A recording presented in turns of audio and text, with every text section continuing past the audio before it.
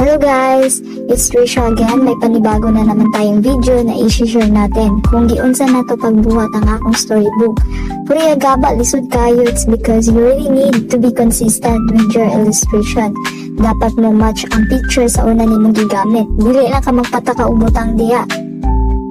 And it takes time to finish, lalo na free ra imong gigamit. Ay sus, hassle jud siya. Busa if magpaluma-luma kag buhat og storybook ay hinuon lahi mo tag fighting spirit. As you can see sa tong video, dagan ko gipang alisdan kay di consistent. I'm finding ways to make the illustration match para di masyak ang mamalitay.